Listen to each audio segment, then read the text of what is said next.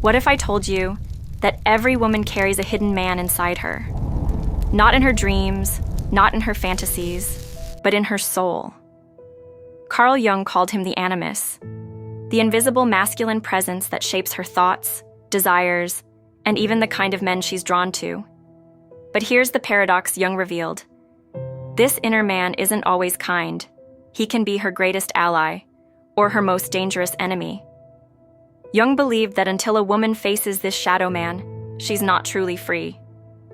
He whispers through her opinions, appears in her relationships, and sometimes he wears the face of the man she loves, or the one she fears.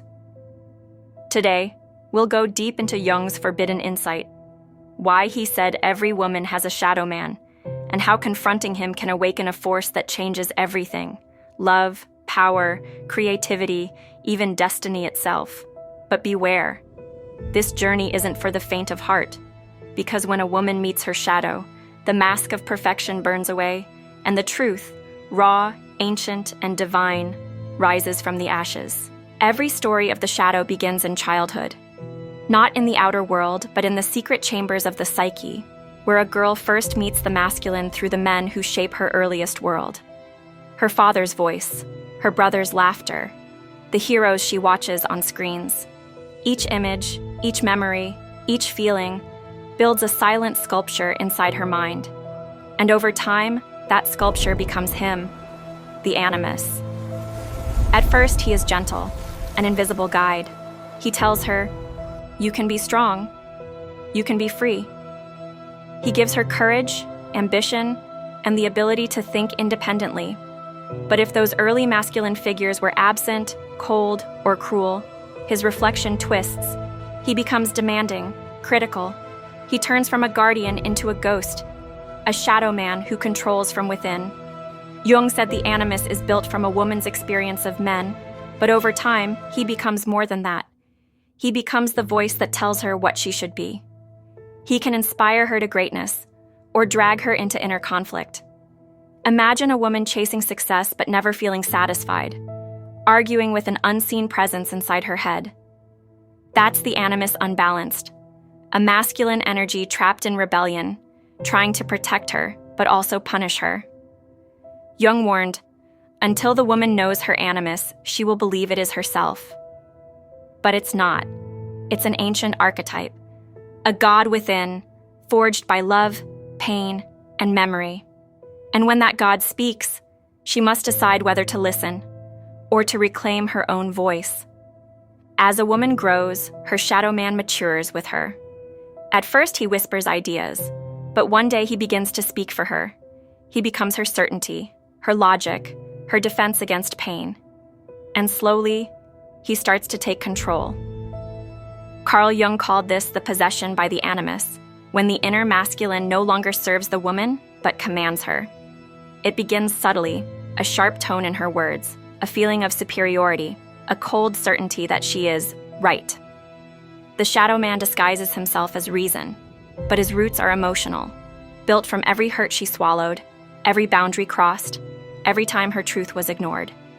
He rises to protect her, but becomes a tyrant within. You can hear him in phrases like, "Men can't be trusted. No one deserves me. I don't need anyone." Each phrase feels empowering, but underneath lies a fortress built from fear. The tragedy Jung saw is that this inner man can charm or destroy her outer relationships. He projects himself onto real men, making her fall for those who mirror his shadow, the passionate rebel, the distant genius, the wounded savior. She doesn't love them. She loves the reflection of her own inner god, her Animus.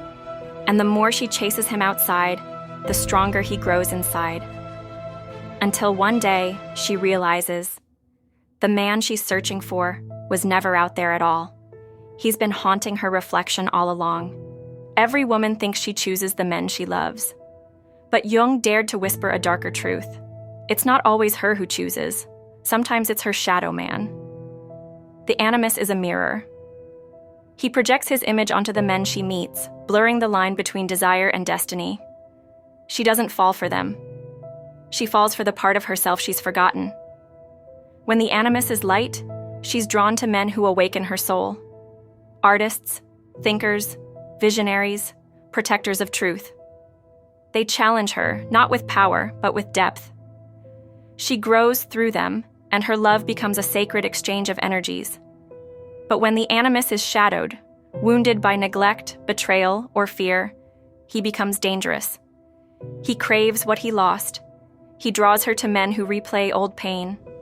The cold father, the distant lover, the manipulative charmer who seems divine, then disappears. It's not punishment, it's psychology. The psyche always tries to heal itself, even through heartbreak.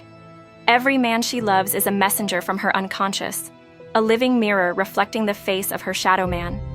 And here lies Jung's warning. Until a woman makes peace with the animus within, she will mistake every man outside for him. Her relationships will be haunted by echoes of the same face, different names, same soul pattern. To truly love, she must look not outward, but inward, and ask, what part of me is calling this man into my life? Only then does the shadow man step aside and love becomes something real. Not projection, but connection. Every archetype has two faces, one that guides and one that devours. When the animus is ignored, denied, or repressed for too long, he begins to rebel. And that's when the shadow man turns against her. At first, the rebellion is subtle. A wave of self-doubt that crashes without warning. A voice that whispers, "You're not enough." Then it grows louder. "You're wasting your life. No one will ever love you." The same inner figure that once gave her strength now becomes her judge, her accuser, her invisible enemy. Jung wrote that when a woman's inner man is rejected, he sinks into darkness, twisting into bitterness and contempt. He feeds on resentment, and his energy floods her mind with criticism disguised as truth. She becomes perfectionistic, overly rational, detached from her own feelings. Her warmth turns to cold analysis, her compassion to cynicism. And behind every cutting remark or impossible standard stands the shadow man, smiling in triumph, believing he's protecting her from disappointment, from heartbreak, from being weak. But this is the tragedy Jung saw. The more he controls her, the further she drifts from her essence, from intuition, love, and creativity. The shadow man wants power, but what he truly needs is reconciliation. Because when a woman denies the masculine within, it doesn't vanish. It festers. And when it finally erupts, it consumes everything. Her peace, her love, even her identity. To face this rebellion, she must not fight him, but listen. For beneath his anger lies something deeper, a cry for balance. Every myth has a descent, and every soul a dark night. For a woman to truly meet her shadow man, she must descend into the underworld of her own psyche. This is not a journey of the mind, but of the heart. A confrontation with every buried emotion she's ever denied. The anger she swallowed, the love she never spoke, the pain she pretended not to feel. All of it waits for her below, guarded by the shadow man himself. He appears not as an enemy, but as a test. He wears the face of her fears, the voice of her inner critic, the posture of every man who ever wounded her. And he asks one question: will you see me? Jung said that no light can be born without descending into darkness first. The shadow isn't evil, it's the unlived life. It's the emotion that was too raw, the strength she was told was too masculine, the voice she silenced to be accepted. When she faces him, the world seems to collapse. Dreams dissolve, certainties break. Her confidence burns down to ashes. But from those ashes rises something sacred, awareness. For the first time, she sees that her shadow man was never separate from her.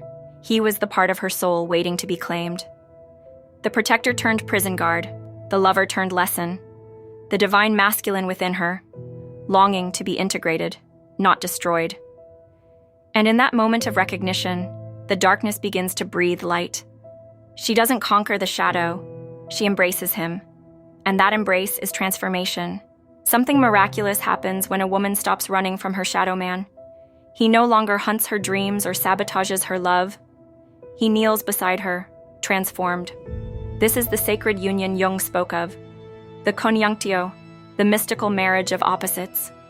When the feminine and masculine within finally meet, they do not destroy each other. They complete each other. The woman who once felt torn now becomes whole. Her emotions no longer rule her. They inform her. Her intellect no longer isolates. It guides. The two energies, once at war, now move in rhythm, like breath and heartbeat, like moon and sun. The Animus, once a ghostly tyrant, becomes her inner protector. He gives her words when she must speak truth. He grants courage when the world demands silence. He helps her build, decide, and create, not to prove herself to anyone, but to express the fullness of who she is. This is what Jung meant when he said, "The woman who has integrated her animus stands firm as if on solid ground, because she no longer needs a man to define her, nor to rebel against one." The divine masculine within her and the divine feminine within her stand hand in hand. Together, they create a power that feels both fierce and tender, the power to love without losing oneself. And from that union, a new kind of strength is born. The strength of a soul that has seen both heaven and hell and made peace with both. When the inner marriage is complete, something awakens. A new kind of power, quiet but unstoppable. It's not the power to dominate, but to create. For the first time, a woman feels the union of instinct and intellect, emotion and vision. Her inner masculine becomes the architect of her dreams, translating intuition into action, inspiration into form. Jung said that the integrated animus is the bridge between the feminine soul and the world. He is the builder, the thinker, the doer. But now, he moves in harmony with her heart. He no longer dictates, he collaborates. You can see this energy in women who walk with unshakable calm, who know when to act and when to wait, who speak not to impress, but because truth must be spoken. This is the mature animus, not a tyrant, not a savior, but an inner king who serves the queen within. In ancient alchemy, this moment was called the birth of the inner logos, when a woman becomes capable of expressing divine truth through her own creative voice. She writes, paints, teaches, leads, not from ego, but from integration. Her relationships change too. She no longer seeks a man to fill her emptiness, because she has met the masculine within.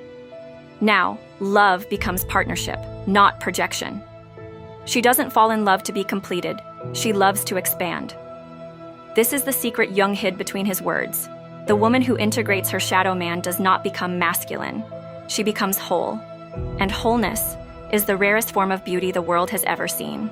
But the story doesn't end with harmony, because even after the union, the shadow never disappears. It waits, watching from the edges of light. Jung taught that wholeness is not perfection. It is the ability to hold both light and dark without being destroyed by either. The integrated woman does not defeat her shadow man, she dances with him. Sometimes she feels him return, in anger, in doubt, in the temptation to control. And she smiles, because now she recognizes the voice. She knows it's not truth, but a forgotten fragment of herself asking to be heard again. The shadow man becomes her reminder that every strength carries its weakness, and every virtue, a danger. Her courage can turn to pride, her independence to isolation, her love to possession. But instead of rejecting these shadows, she welcomes them to the table. She says, "I see you. I know you. Let's walk together." This is the eternal dance of the psyche, the moon circling the sun, the anima and animus weaving the tapestry of the soul. No final victory, no eternal peace, only awareness, and the choice to live consciously with what was once unconscious. The shadow man remains, not as a prison, but as a partner. He guards her strength, he challenges her complacency, he keeps her alive to the mystery of being human. And that, Jung said, is the true work of individuation. Not to become perfect, but to become real. And now, at the end of this journey, we return to Jung's haunting truth. Why did he say every woman has a shadow man? Because the human soul is not singular, it is dual.